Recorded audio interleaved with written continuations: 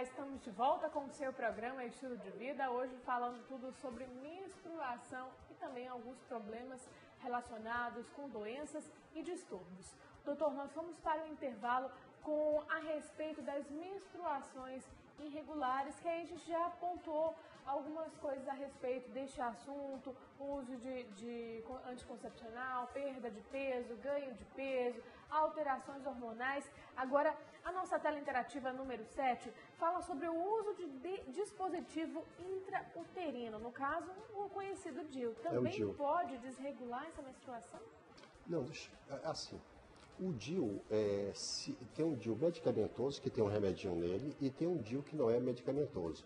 Se essa mulher já tem uma predisposição a ter algum distúrbio menstrual e ela coloca esse DIU sem o medicamento, pode aumentar o problema dela. Ela pode até sangrar muito mais. Agora, uma mulher que sangra muito e que coloca esse DIU que tem um medicamento dentro, ela tende a normalizar essa sua menstruação.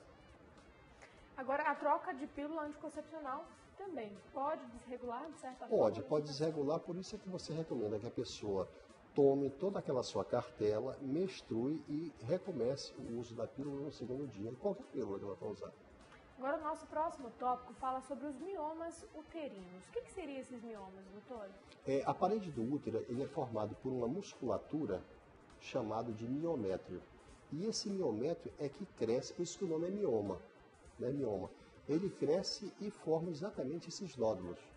E esses nódulos eles podem crescer para fora do útero, e para fora do útero dificilmente ele vai causar problema na mulher, dificilmente ele vai atrapalhar uma mulher de engravidar e dificilmente ele vai levar essa mulher a ter hemorragias. Agora, os miomas que ficam na parede ou que crescem para o interior do útero, eles tendem a atrapalhar a gestação e causar muito mais hemorragias. Agora, sobre os tumores funcionais dos ovários, aí tem endometriose e processos inflamatórios também. Isso tudo contribui de certa forma? Contribui, sem dúvida, contribui. Eles podem alterar, sim, o ciclo menstrual da mulher. Agora, doutor, quando nós estamos no consultório, vem uma dúvida muito frequente na cabeça da mulher. O que é distúrbio e o que são doenças relacionadas com a menstruação? Qual a diferença de distúrbio para doenças, doutor? Talvez seja uma das coisas mais importantes. A doença em si é quando você tem algo que nós chamamos de orgânico. Por exemplo, nós estamos discutindo aqui a presença de mioma dentro do útero, nós estamos discutindo aqui pólipo dentro do útero, nós estamos discutindo endometriose, um monte de coisa nós estamos discutindo relacionado ao útero. Mas você pode ter algo à distância que vai afetar o útero. Por exemplo, nós já tivemos situações de uma criança de 9 anos de idade que chegou, tendo hemorragias, não se sabia o que era e, na realidade, esta hemorragia era a decorrência de uma leucemia que essa criança tinha. Então, uma leucemia alterando o ciclo menstrual. Já tivemos situações de pessoas com hiper ou com hipotiroidismo, variando da tireoide, também levando à alteração da menstruação. E aí, pessoas mais idosas com tendência a ter câncer do colo também, que pode aparecer com hemorragia. De um modo geral, nós dizemos assim, todas as alterações que aparecem em termos de menstruação nas pessoas mais idosas tendem a ser relacionadas a alguma doença, como por exemplo um mioma, uma tireoide, alguma coisa assim. E quanto mais baixo, menor essa possibilidade. Agora vamos entender um pouco mais a respeito desse distúrbio. Eu vou pedir para a nossa produção colocar a nossa tela interativa número 8 no ar, que fala sobre os distúrbios ligados à menstruação.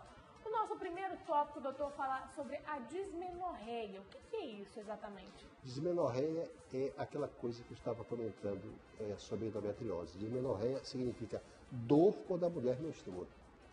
E a menorreia? E a menorreia significa ausência da menstruação. Uma mulher que passa aí pelo menos 6 a 8 meses sem menstruar, isso é menorreia. E existe uma terceira coisa que não foi colocada aí, que eu chamo de atraso menstrual, que é diferente a definição. São aquelas mulheres que levam até 3 meses sem menstruar, então esse é atraso menstrual. Por que isso acontece, esse atraso? É preocupante? Não. O atraso menstrual pode acontecer nas pessoas que têm um aparelho policístico, ou pode ser que ela também esteja gestante. Então tem que ficar em alerta nessas duas coisas. Agora o nosso terceiro tópico na tela interativa fala sobre a oligomenorreia. O que é isso? Óligo significa pouco. Tem a mulher que menstrua pouco. Tem mulheres que menstruam, vamos supor, menstruam 8 dias, mas pouquinho. Isso é que eu chamo de oligomenorreia. Isso está ligado ao fluxo menstrual. Ao fluxo menstrual, exatamente.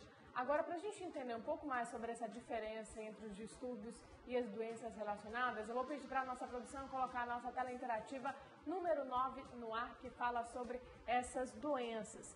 E aí, doutor, nosso primeiro tópico fala sobre a endometriose. Olha aí, tá vendo? E nosso segundo sobre a fibrose uterina. A endometriose apareceu de novo no nosso bate-papo. Exatamente, a endometriose ela pode causar desde dor, como alterações da menstruação, para mais ou para menos, ou seja, ela pode causar uma hemorragia, ela pode causar que a pessoa fique menstruando mais de uma vez durante o mês, a endometriose pode causar. Assim como não é fibrose uterina como está ali não, é fibroma uterino, não é fibrose. Fibrose é outra coisa, tá? Então ali tem que fazer essa correção.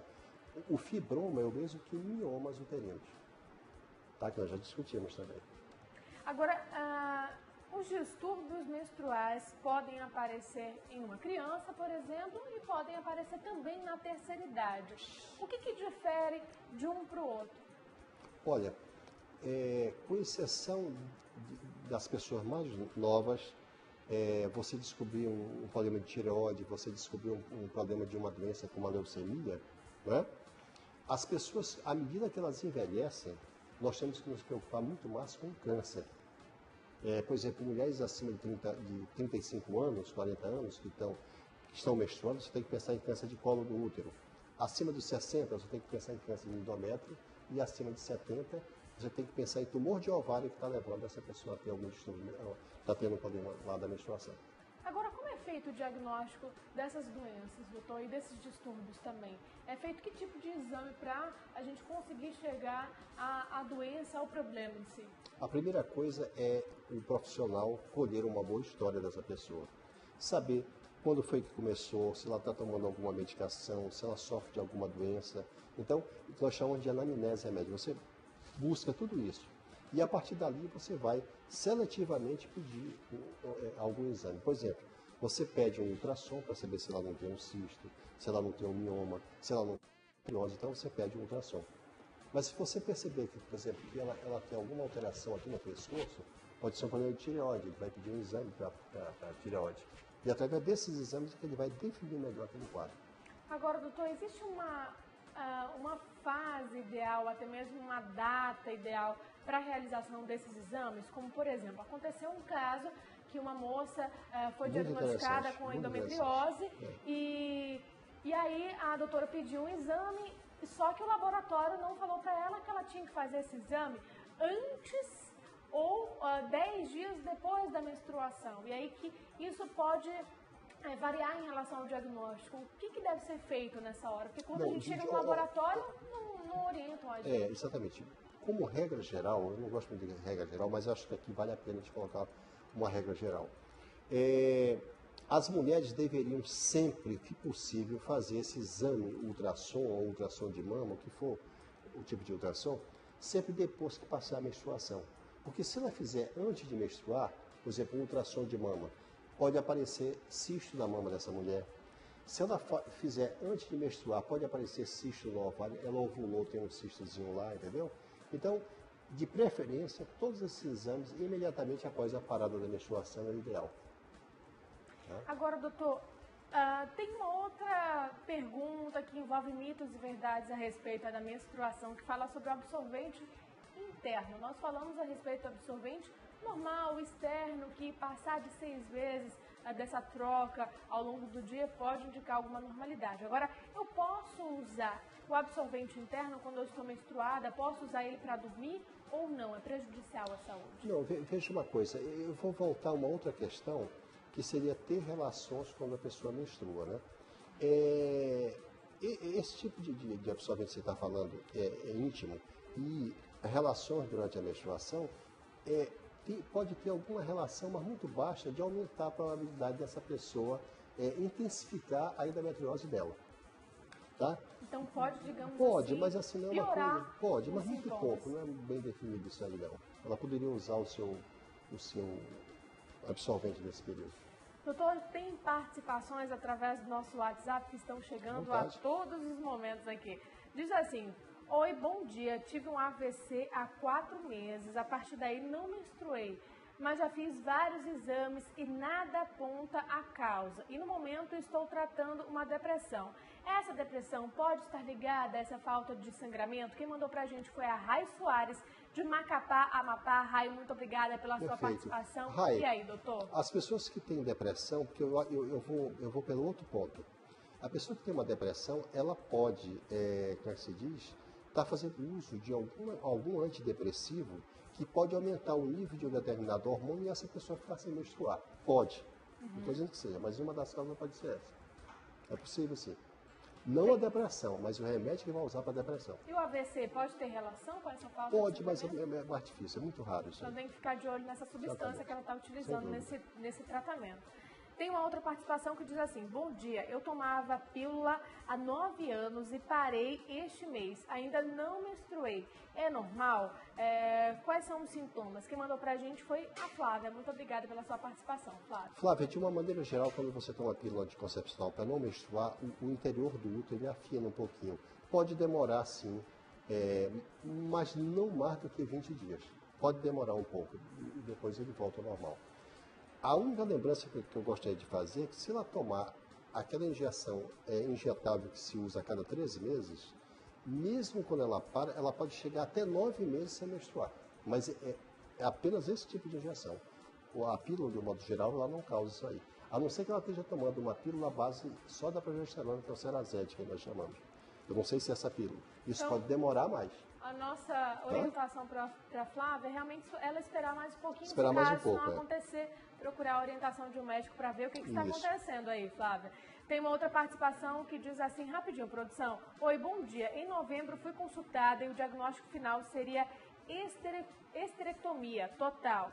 É passado o medicamento anticoncepcional Gestinol 28 para controlar o sangramento e fui indicada para a maternidade municipal local em minha cidade.